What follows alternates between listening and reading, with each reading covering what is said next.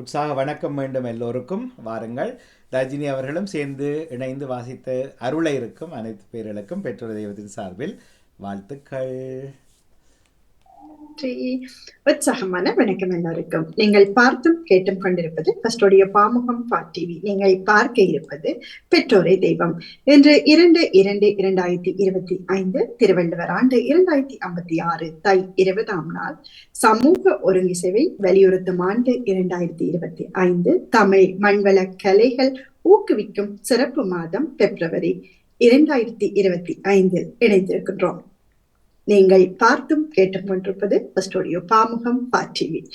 இன்றைய குரல்: எவ்வ துறைவது உலகம், உலகத்தோடு அவ்வ துறைவது அறிவு என்ற குரலுடனும், இன்றைய பழமொழி: வளவளத்த உறவை பார்க்கிலும் வைரம் பற்றிய பகை நன்று என்ற பழமொழியுடன் உங்களுடன் இணைய வருகிறது பெற்றோரை தெய்வம்.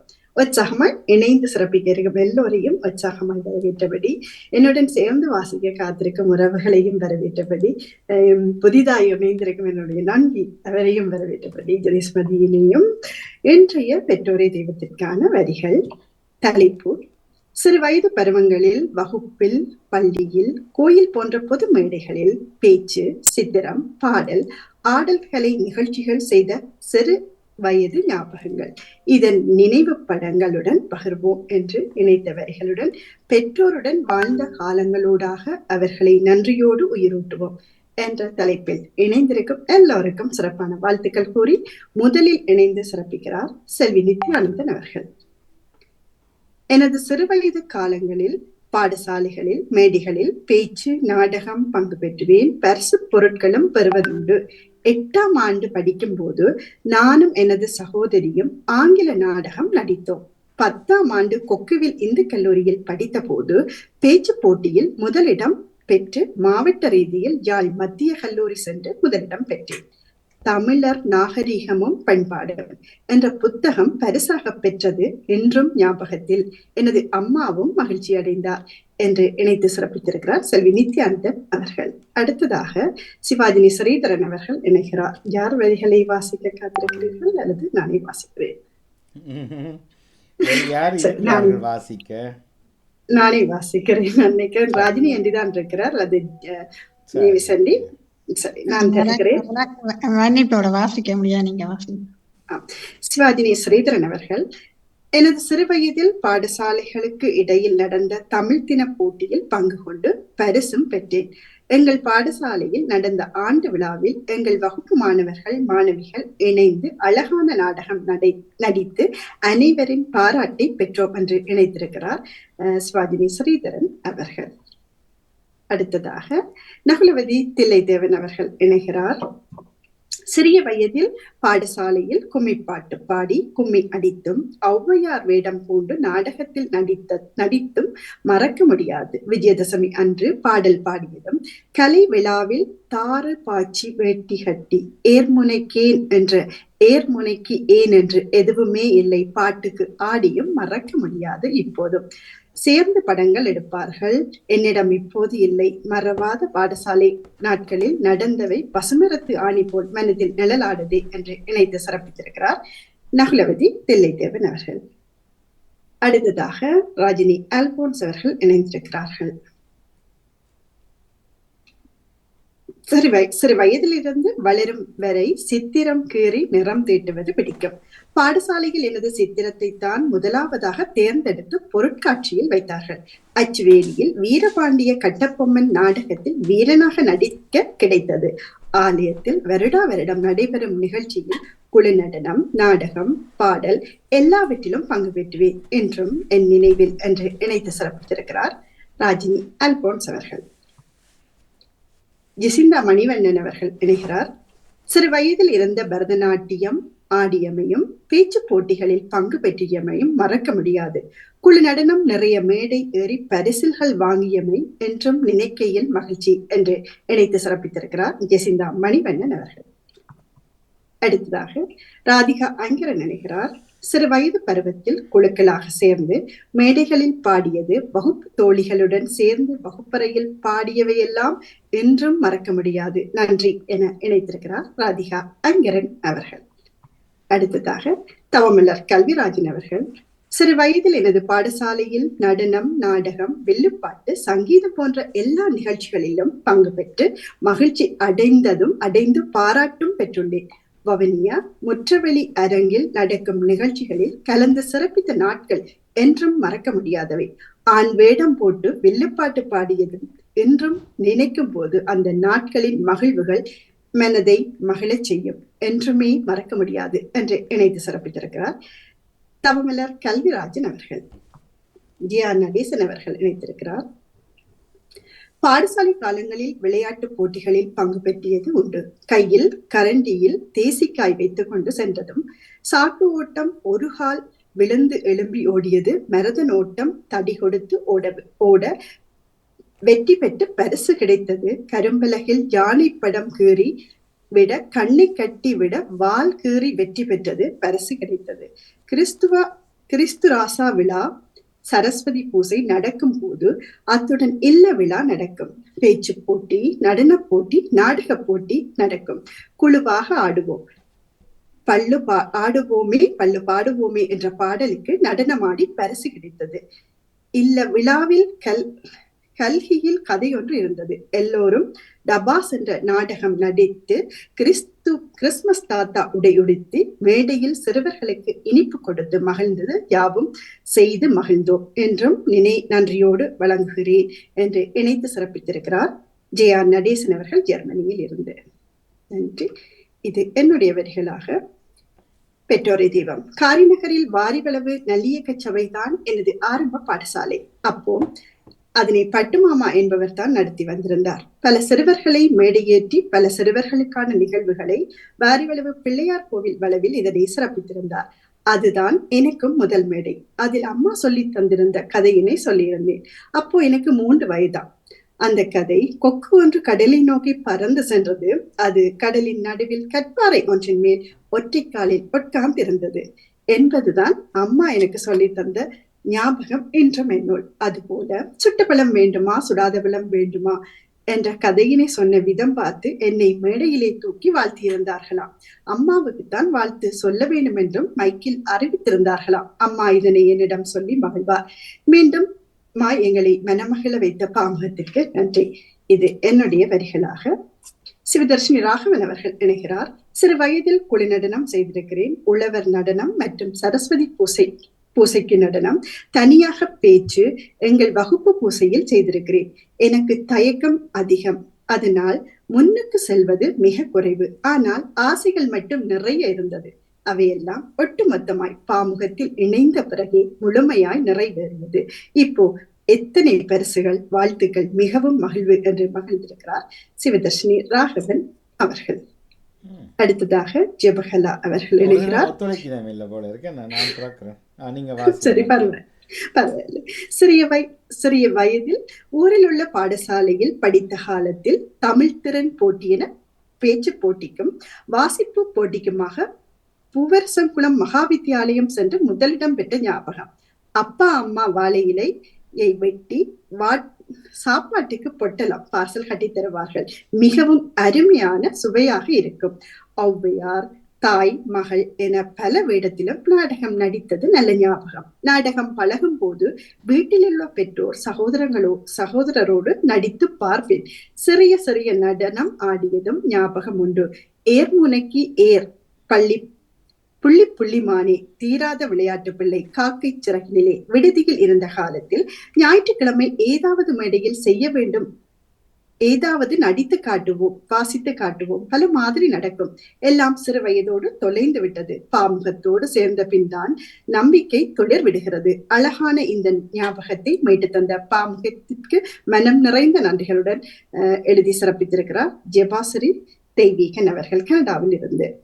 அடுத்ததாக அவர்கள், எனது பாடசாலை நாட்களில் நடன, நாடகம், பேச்சு போட்டி, பாட்டு போட்டி, விளையாட்டு போட்டி என பல நிகழ்வுகளில் பங்கு பற்றி பரிசும் பாராட்டும் பெற்றிருக்கிறேன். ஒரு முறை ஆலயம் ஒன்றில் ஆண்கள் பெண்களுக்கிடையில் பாட்டு போட்டி ஒன்று நடைபெற்றது. நானும் பங்கு பற்றி ஏல ஏலோ ஏலேலோ என்ற ஒரு பாடலை பாடினேன். என்னை விட பலர் அழகாக பாடியிருந்தார்கள். முடிவில் முதல் பரிசு பெறுபவர் என்று எனது பெயரை கூறி அழைத்தார்கள். மேடி ஏறி சென்றேன். அவர்கள் காரணம் சொன்னார்கள். சாரத்தை மடித்து கட்டி தலைப்பாகையுடன் முறுக்கு மீசையும் வைத்து கொண்டு பாடிய பாடல் மண் வாசனை எடுத்து காட்டியதாக கூறி மீண்டும் ஒரு முறை அப்பாடலை பாடும்படி கேட்டார்கள். கரவோசை ஒலியோடு நான் அப்பாடலை மீண்டும் பாடி நடித்து காட்டினேன். பரிசையும் பெற்றுக்கொண்டேன். நான் நினைவு இன்றும் என் மனதில் நினைவூட்டலுக்கு நன்றி என்கிறார் அவர்கள். நன்றி. அடுத்ததாக இது நகுலிடைகிறார் சாதனை துரையரங்கன் அவர்களின் வரிகளுடன். அடுத்ததாக சாதனை துரையரங்கன் அவர்கள். இனிய காலை வணக்கம். பெற்றோரி தெய்வம். பள்ளி காலத்தில் அங்கு நடைபெறும் விழாக்கள் போட்டிகள் அத்தனையிலும் பங்கு பெற்றி பரிசுகள் பெற்றமை ஏராளம். பல மறக்க முடியாத பேச்சு போட்டிகள், பாடல், ஆடல் பற்பல, இயல் இசை நாடகம் அத்தனையிலும் பெற்ற அனுபவங்களிலும் வெளிப்பாடுகளை இப்போ பிள்ளைகளுடனும் தொடர்கின்றோம். உயர்தம் படிக்கும் காலத்தில் கலைமன்ற நூல் வெளியீடு விழாவில் பேசிய போது அடுத்த படத்தில் இணைகின்றேன். அந்த காலத்தில் நூல் வெளியீடுதான். நன்றி நகுல். அந்த படத்திலே சரியா போச்சு. இந்த காலத்திலும் தொடர்கிறார் நூல் வெளியீடுகளில். நன்றி. நீங்களே தான் அடுத்ததை படித்து அடுத்தது அவருடைய குரலில் வந்தால் நல்ல நினைக்கிறேன். ஜதீஸ்மதி அவர்களே, உங்கள் குரலில் தருவீர்களா? அவங்களுடைய வரிகளை சொல்லியிருந்தார். என்னையே வாசிக்கும்படி இருந்த முறை கேட்டு பார்த்தேன். சரி, முதலில் அவருக்கு சிறப்பான வாழ்த்துக்கள். இந்த வரியினை அனுப்பினப்போ எழுத வேண்டும் என்றது எழுதி ஆரம்பித்து தந்து இருந்திருக்கிறார். வாழ்த்துக்கள் ஜதீஷ் உங்களுக்கு. பெற்றோரை தெய்வம். அன்று தன் பிள்ளைகளை தங்கையின் கையில் பொறுப்பு கொடுத்து தன் ஆசா பாசங்களை இருண்ட மனதில் பூட்டி வைத்து என்று வரை பிள்ளைகளுக்காகத்தான் தன் வாழ்நாளை அர்ப்பணித்த என் தாய் ஒரு தெய்வம் என இணைத்து சிறப்பித்திருக்கிறார். நாகரத்னம் ஜதீஸ்மரி மதி சுவிஸில் இருந்து பேர்ல இருக்கிறார். அடுத்தது வேற ஒன்று கூறியிருந்தார். அந்த வரிகளையும் தான் அடுத்ததான் வரிகளை இணைத்திருந்த அடுத்த வாரம் கூறும்படி, ஆனால் இன்று கொடுப்பதுதான் சிறப்பா இருக்கும் நினைக்கிறேன். இந்த நாட்டில் வாழும் இன்றைய எனது வாழ்நாள் வயதும் 44. இதே நாட்டில் கால் பதித்த அன்றைய என் தாயின் வயதும் 44. வேறென்ன? இதில் சுவாரஸ்யம் என்னவென்றால், அம்மா எமக்காக இங்கு வந்தார், இன்னும் எமக்காகவே வாழ்கிறார். நான் எதுக்காக இங்கு வந்தேன் என்று வரை எதை நான் சாதித்தேன்? இது எனக்குள்ளான கேள்வி மட்டுமல்ல, இது எனது சிந்தனையும் கூட என இணைத்திருக்கிறார் ஜதீஸ்மதி அவர்கள். இந்த வரியினையும் சொல்லியிருந்தார். 44. அதற்கு முன்பாகவும் கேட்டிருந்தார். என்னுடைய நண்பி என்று கூறியிருந்தேன். அதில் உங்கள் வயது அடுத்ததாக என்னென்று, என்னுடைய வயதும் மே 44 தான். 2 பேரும் ஒன்றாகத்தான் படித்திருந்தோம். நேரலையில் இருக்கின்றோம். இவருடைய பிறந்தநாள் போன 31ஆம் தேதி தான் அவருடைய பிறந்த நாளை நடைபெற்றது. குரல் தருவார் என்று நம்புகிறேன். இணைந்து சிறப்பித்திருந்த எல்லோருக்கும் வாழ்த்துக்கள். இன்று சுவாரஸ்யமாக எல்லோரும் கேட்டிருப்பீங்க. நானும் சரியா அதை வாசிச்சிருப்பேன் நினைக்கிறேன். ஒருவருடைய வரி எனக்கு நிறைய தைத்தது, அது ஒரு தருகிறேன். எனது பாடசாலையில் நடனம், நாடகம், வில்லுப்பாட்டு, சங்கீதம் போன்ற இந்த வரிகள் யார் எழுதினாருன்னா நீங்க சொல்ல வேண்டும். எனது பாடசாலை யாருடையது? அபிஷா. அபி எழுதவில்லை நினைக்கிறேன். போட்டிருந்தவர் நானும் பார்த்தேன். நான் எழுதவில்லை. பஞ்சியின் உச்சக்கட்டம் படங்கள் இணைத்திருந்த படத்தை வச்சு நாங்கள் என்ன கற்பனையா பண்றது. சரி, ஓகே.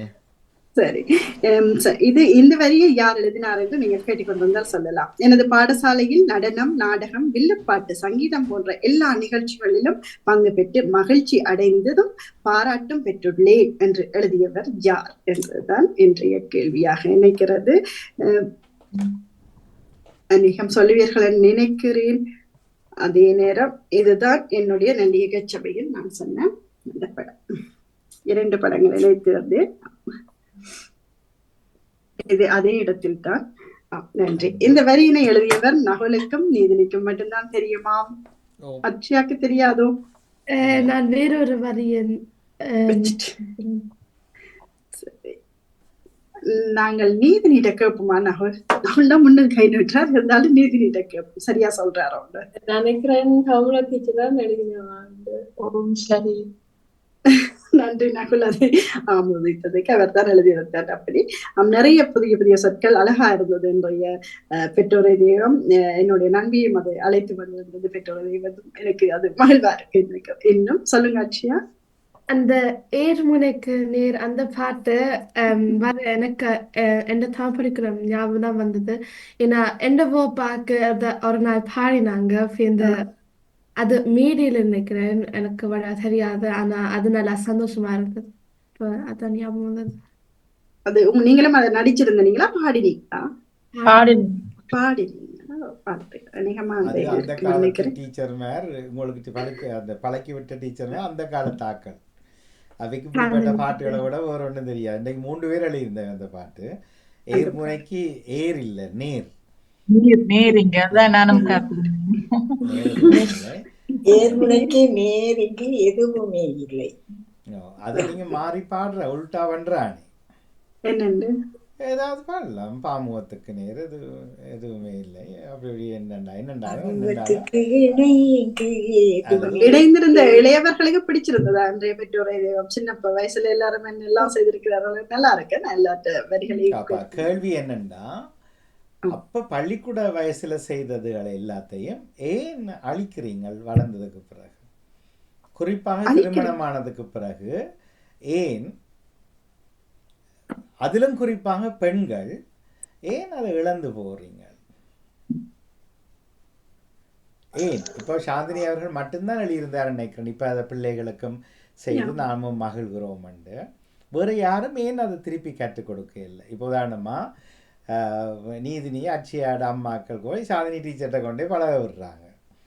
பேச்சு போட்டியோ அல்லது டான்ஸோ அல்லது வில்லுப்பாட்டோ நாடகமோ.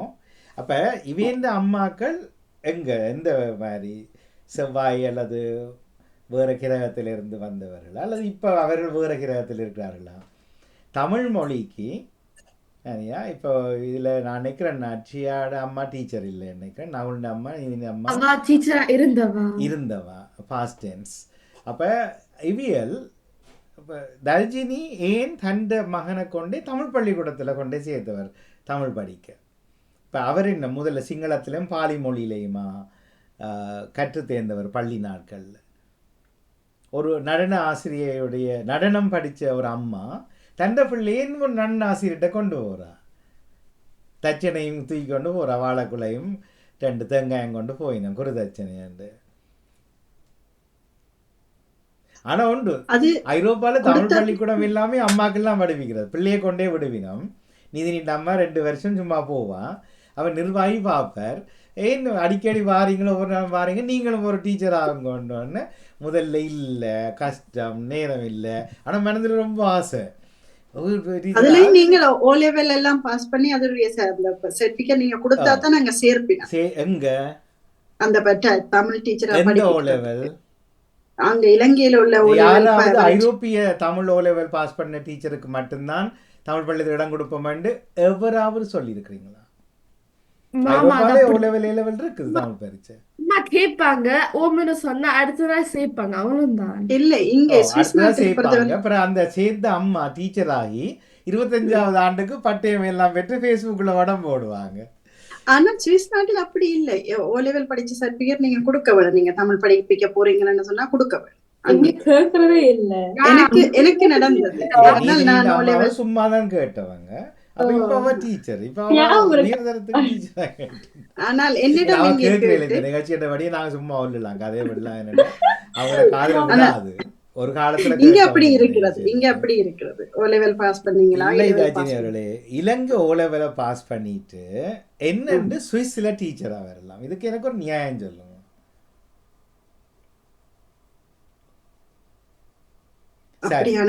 நீங்க ஓ லெவல் பாஸ் பண்ணீங்களா, ஃபெயில் பண்ணீங்களா? நான் ஓ லெவல் எடுக்கவில்லை, அதனால என்னை அவர்கள் நினைத்துக் கொள்ளவும் இல்லை. எடுத்திருந்தேன்னு வைங்க. எடுத்துட்டு இன்னும் ஒரு ஓ லெவல் பாஸ் பண்ண சுவிஸ் டீச்சர்கிட்ட இன்னும் கூட மகனை கொண்டு போனீங்க. நீங்களும் ஓ லெவல் எடுத்துறீங்க, அந்த டீச்சரும் ஓ லெவல் தான் எடுத்திருக்கா இலங்கையில. நீங்க உங்களோட மகனை தமிழ் படிப்பிக்க, இங்க விஞ்ஞானமோ அல்லது டொச்சோ இல்லை, சரியா? ஏன் இந்த நிலை வருகிறது?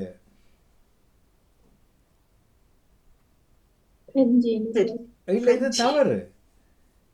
இது மிக தவறு. இது என்னண்டா சிந்திக்கிறேன் இல்லை, சும்மா மேலோட்டமா யோசிச்சா நான் இது எதிர்க்கிற மாதிரி தெரியும். ஆனா வடிவா சிந்திச்சிங்கன்னு நடத்துகிற வேலை போல சொல்லி நடத்திட்டு மூடுங்க.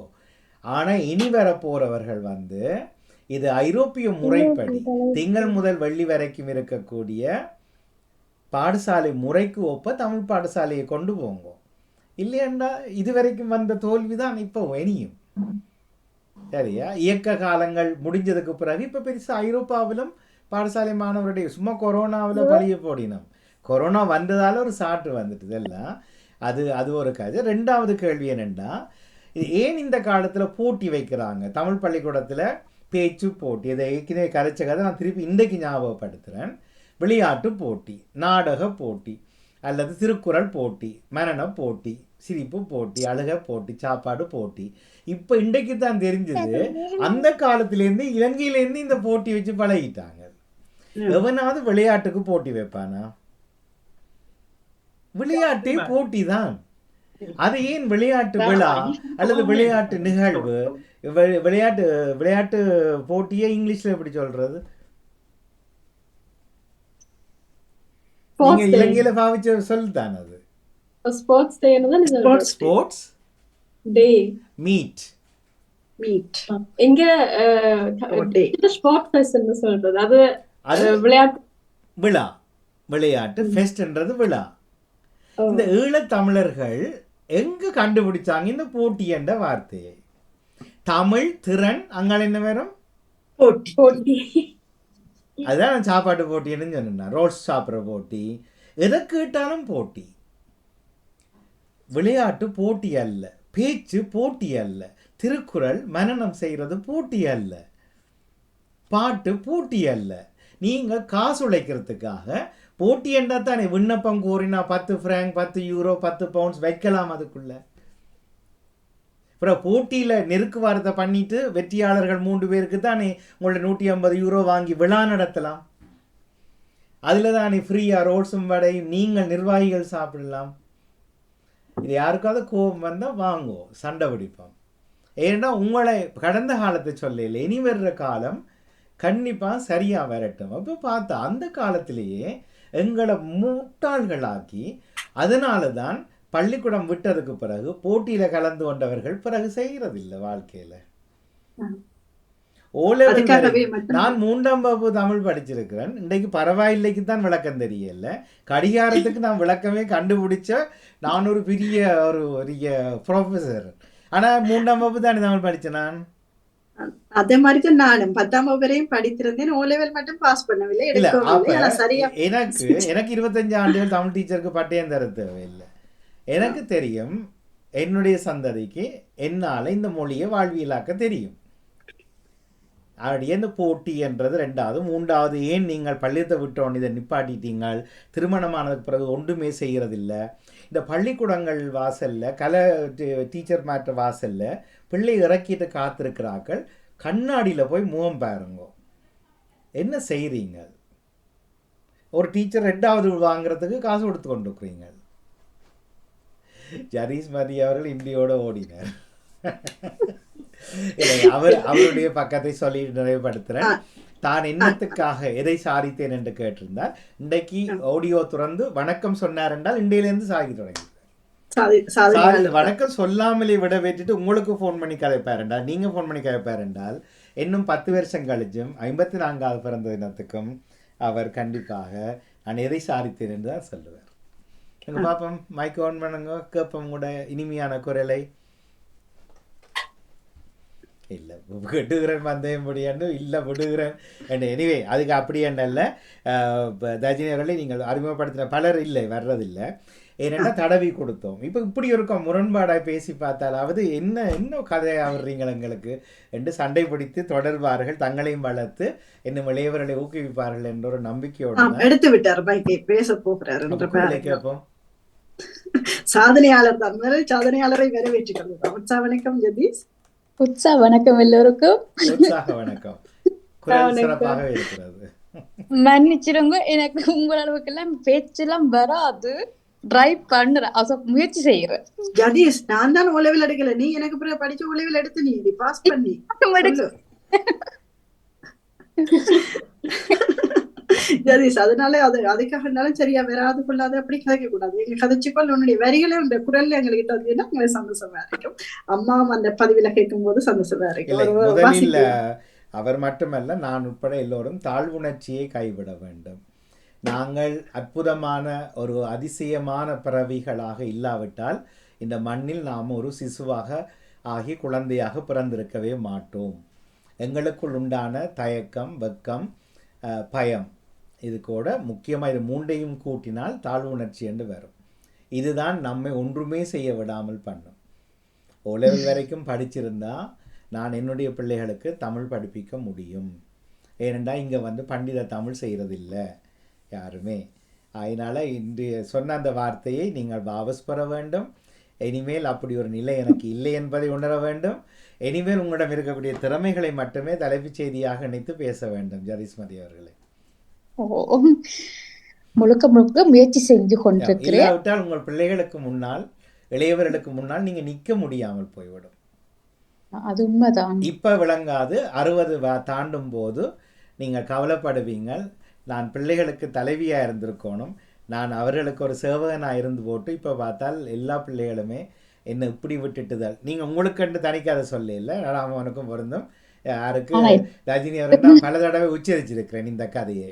பிள்ளைகளுக்கு பின்னால் ஓடிக்கொண்டு தெரிஞ்சீங்கள் என்றால் கண்டிப்பாக இப்போவே நாங்கள் உங்களுடைய சாத்திர குறிப்பை எழுதி தருகிறோம், இப்படித்தான் ஆவீர்கள். பிள்ளைகளை விடுங்க, அவர்கள் உங்கள் வீட்டில் வளர்கிறார், உங்கள் வயிற்றில் வந்தார்களே தவிர உங்களுக்காக வரவில்லை. உங்களுடைய அம்மா அப்பாவை உங்களை வளர்த்த காலங்களை நினைத்து கொள்ளுங்கள். அதை நீங்கள் வாழ்க்கையில் அடைந்து காட்ட வேண்டும். அதுதான் எங்கள் பிள்ளைகளுக்கு ஒரு முன்னுதாரணமாக இருக்கும். யார் உங்களுக்கு உங்களோட ரோல் மாடல் என்று கேட்டால் முதல்ல பிள்ளை அம்மாவையும் அப்பாவையும் காட்டக்கூடிய அளவுக்கு நாங்கள் உயர்ந்திருக்க வேண்டும். பெற்றோர்கள் எப்போதுமே தலைவர்கள், பிள்ளைகள் தளபதிகளை தவிர பிள்ளைகளை தலைவர்களாக ஆகுவதற்கு நீங்கள் சேவகர்களாக மாறி உங்களை அழிக்காதீர்கள். இது இந்த இந்த காட்டில் வளர்ந்த பலருக்கு எவ்வளோ ஆண்டுகள் பலவாக தெரியும். அது இருந்தாலும் பல விட்டுட்டு இப்போ தனியாக இருக்கணும் இல்லையண்டா யாராவது கை வைத்துட்டு பார்ப்போம். 20 வருஷத்துக்கு முன்ன சொன்னதை கேட்டிருந்தீங்கன்னா இன்றைக்கு தப்பி இருப்பீங்க. என்ன ஏன் தனியாக இருக்கிறீங்க? என் வீட்டு பிள்ளை என்னோட இல்லாவிட்டா கூட நான் 100 பிள்ளைகளோடு எப்போதும் இருப்பேன். இது நான் தேடிக்கொண்ட வரம். அது எனக்கு தானாக கிடைக்கவில்லை. நாங்கள் எத்தனை ஆண்டுகள், 27 ஆண்டுகள் இதுக்கு என்று உழைச்சிருக்கிறோம் இல்லையா? இவ்வளவு பிள்ளையும் ஓடிட்டா போகிறோம். இன்னொரு 100 புதிய பிள்ளைகளை நாங்கள் கண்டிப்பாக கண்டுபிடிப்போம் தெருவில். இப்போ நான் ஜனவரிலேயும் தொடங்கிட்டேன். இப்போ ஒரு ஓவிய கண்காட்சிக்கு வந்த பிள்ளைகள் அத்தனை பேருமே எனக்கு ஒரு சிறப்பு குழந்தைகள் ஒரு சிலரை தவிர மிச்சம் அத்தனை பேருமே புரியவர்கள். ஓமோ இல்லையா? ஆகவே ஜதீஷ்மதி அவர்களே, அந்த சொல் வாபஸ் வாங்குறீங்களா இப்பவே? சரி, உற்சாகங்கள் தொடரட்டும். இப்படித்தான் பேசுவோம். கல்லையும் கனிய வைப்போம் அரட்டி உருட்டுவதன் மூலமாக. அவை நல்லா இருக்குது, ஆனா எனக்கு தான் பேச்சு வர கஷ்டப்படுறேன். இல்ல, இவ்வளவு வர்றதே போதும் என்று சொல்றேன். இவ்வளவு வர்றதே போதும். ஒருவரோடு ஒப்பிட்டு எங்களுக்கு ஆற்றல் வருவதை ஒப்பிட முடியாது. நாங்கள் ஒப்பிடுவதில்லை, ஒப்பிடவே தேவையில்லை. நாங்கள் தனித்துவமானவர். உங்கள் கைவிரல் அடையாளம் இந்த உலகத்தில் யாருக்காவது இருக்கிறதா? உங்கள் கண் கருவெளியினுடைய கருமணி இருக்கல்லோ, அது யாருக்காவது இந்த 8 பில்லியன் பேர்ல ஒருவருக்கு பொருந்தும் நினைக்கிறீங்களா? உங்களுடைய உடல் மரபணு ஜீன்ஸ் வந்து இந்த 8 பில்லியன்ல யாருடையாவது பொருந்தும் நினைக்கிறீங்களா? அப்புறம் எதுக்கு மற்றவனோட ஒப்பிட்டு எனக்கு கதை வருமா வராதான்னு சொல்றது? நாங்கள் ஒவ்வொருவரும் சூரியன் தான். பாமுகம் என்றாலே தமிழ்ல கதைக்க வேணும்ன்றது எனக்கு தெரியுது. ஆனா அது இடையில டொச்சும் வரும், இங்கிலீஷும் வரும். இங்க யாரும் கதைக்கல. இன்றைக்கு நாங்கள் எவ்வளவு புற மொழிகளை கலந்து காய்ச்சோம். எல்லாருக்கும் வரும், அது மொழிதானே. இப்ப தனி தமிழ்ல கதை காட்டி 47 கொண்டு வந்து சுட்டு போடுவார்கள் யாராவது. அப்படி சுடுபவர்களுக்கே தமிழ் வடிவா வராது. ஆகவே அதல்ல, மொழி என்பது ஒரு ஊடகம். நாங்கள் மனிதர்கள் என்பதுதான் முக்கியம். எங்களுக்கு அடையாளமாய் தமிழ் இருப்பதனால் தமிழை பெருமையா சொல்றோமே தவிர தமிழுக்காக சாக தேவையில்லை. தமிழ் ஒரு மொழி தான், நாம கண்டுபிடிச்சோம். நாங்கள் பயன்படுத்துகிறோம். அது பிரச்சனையே இல்லை. டச் கலந்த தமிழ், பிரெஞ்சு கலந்த தமிழ், ஆங்கிலம் கலந்த தமிழ், ஏற்கனவே புதிய அகராதிகளை எங்கள் பிள்ளைகள் படைக்க தொடங்கி காலமாயிற்று. சரி, மிக்க மகிழ்ச்சி. தொடருங்கள், உற்சாகமாய் தொடருங்கள். ரஜினி அவர்களுக்கு 23 ஆண்டுகளுக்கு மேலாக இந்த காற்றிலே அனுபவம் இருக்கிறது. அவை நிறைய சொல்லி தருவார். அவை அதனூடாக இணைந்து சிறப்பித்துக் கொள்ளுங்கள். வாழ்த்துக்கள். இந்த வரிகள் நன்றாக இருந்தன. ஒரு கவித்துவம் இருந்தது, கவித்துவ நடை இருந்தது. இதெல்லாம் நமக்கே வராது இல்லையா? ஓம் நீதினி, நீங்கள் செய்தது ஃபவுல். நான் ஊக்கந்தந்தன் ஆர்வப்பட்டினான் பிள்ளைகள் 16 வயசுக்கு பிறகு வேலை செய்யணும் என்று, 12 வயசுலேயே வேலை செய்யணும் என்று சொல்லி அப்படி இருந்தும் இவற்றை பகிர்ந்து கொள்ளாதது அம்மா வழியில் பிள்ளையும் தொடர்கிறீர்கள் என்பதுதான் எங்களுக்கு தெரிகிறது. நன்றி, வணக்கம். நன்றி, வணக்கம் எல்லோருக்கும். இப்போது இளையோர் யோகாவுக்கு தயாராகி வருகிறேன். எல்லாருக்கும் வாழ்த்துக்கள். நன்றி. இந்த யோகா செய்வர்களுக்கு கோபம் பெறக்கூடாது. என்ன நானும் ரெடி ஆகிறேன். என்ன செய்ய போறீங்க? நானும் யோகாக்கு ரெடி ஆகிறேன். ஆனா கோபம் வருமா? இல்ல. கோபத்தை அடக்க முடியவில்லை என்றால் யோகாக்கு வரக்கூடாது ஒரு தரம். சரியா? நன்றி, வணக்கம்.